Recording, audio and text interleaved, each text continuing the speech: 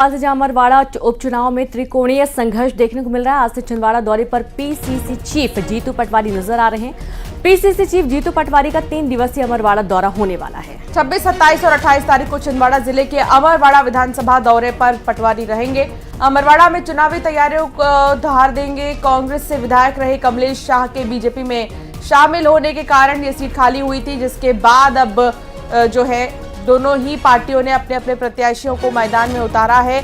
जीतू पटवारी प्रचार प्रसार करेंगे। जीतू पटवारी चुनाव की कमान संभालेंगे।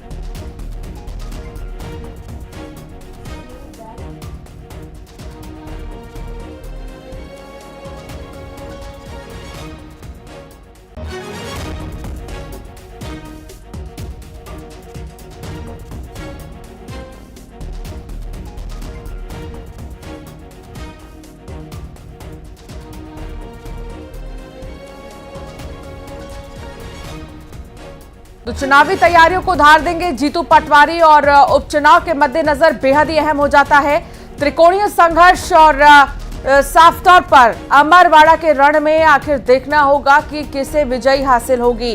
क्या विधानसभा की ही हवा चलेगी या लोकसभा चुनाव में जो परिणाम आए, लोकसभा चुनाव की जो हवा थी वो असर करेगी। वासु चौरे संवाददाता साथ जुड़ गए हैं। वासु, पीसीसी चीफ यहां पर जो जीतू पटवारी हैं, अध्यक्ष है कांग्रेस पार्टी के, पूरी कमान उन्होंने लोकसभा चुनाव के दौरान भी संभाली थी। क्या ये जादू चल पाएगा अमरवाड़ा में भी?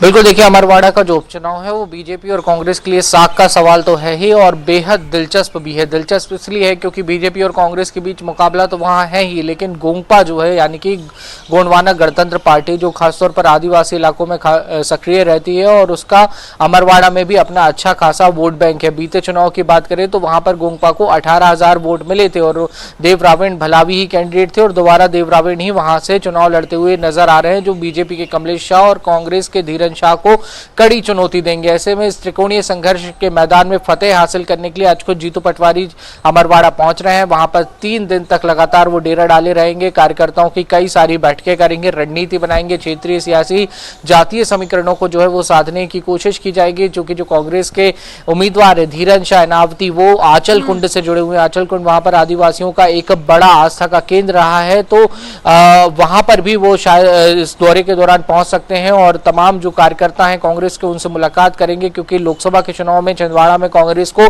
झटका लगा था। कांग्रेस का गढ़, कमलनाथ का गढ़, छिंदवाड़ा की सीट कांग्रेस हार गई थी। अब कांग्रेस चाहेगी कि एक बार फिर से अमरवाड़ा का उपचुनाव जो है वो जीता जाए, ताकि मजबूती के साथ एक मैसेज जाए कि कांग्रेस ने प्रदेश में भी वापसी की है। बहरहाल देखने होगा कांग्रेस की कितनी कोशिशें कितनी रंग लाती हैं, क्योंकि दूसरी ओर बीजेपी भी पूरी जोर आजमाइश कर रही है। वीडी शर्मा का हाल ही में अमरवाड़ा का दौरा हुआ था, वहां पर उन्होंने तमाम संगठनात्मक जो बैठकें हैं वो की थी। कार्यकर्ताओं को मंत्र दिया था कि कैसे आने वाले समय में बेहतर प्रदर्शन करना है, अच्छा प्रदर्शन करना है। और तीसरी तरफ अगर हम बात करें तो गोंगपा भी पूरा जोर चुनावी मैदान में लगाती हुई नजर आ रही है जी। लेकिन इसे चुनाव की तरह भी देखा जा रहा है वासु, और इसीलिए पूरा जोर जो है दोनों ही पार्टियों की तरफ से जो है प्रचार प्रसार का सिलसिला या लोगों के बीच जाना कह लीजिए वो चल रहा है। बहुत शुक्रिया वासु जानकारी साझा करने के लिए। तो त्रिकोणीय संघर्ष है अमरवाड़ा में।